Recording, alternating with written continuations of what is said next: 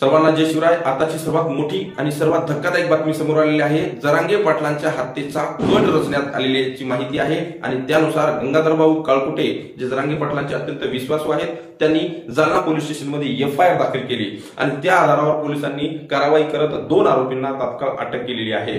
त्यापैकी नाव जर बघितली आपण, एकाच नाव आहे दादा गरुड तर दुसऱ्याचं नाव आहे अमोल खुने। कोण आहेत हे अमोल खुने?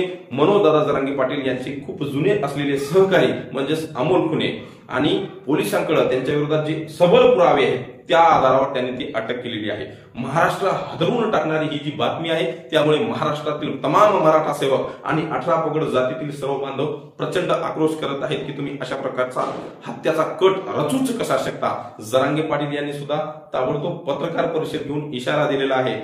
या हत्येचा कट अतिशय गुप्तपणे रचण्यात आलेला होता आणि बीड आणि जालना जिल्ह्यामधील काही नेते सुद्धा याच्यामध्ये सहभागी असलेल्याची माहिती तेथील मराठा सेवक सांगत आहेत।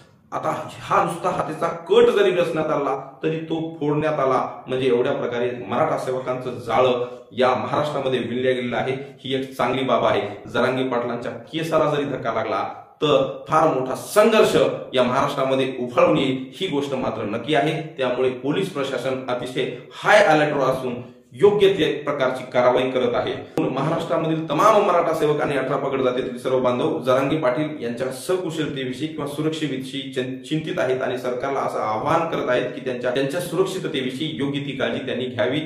ही माहिती आवडल्यास जास्तीत जास्त शेअर करा आणि चॅनलला सबस्क्राईब करा। धन्यवाद। जय जाऊ।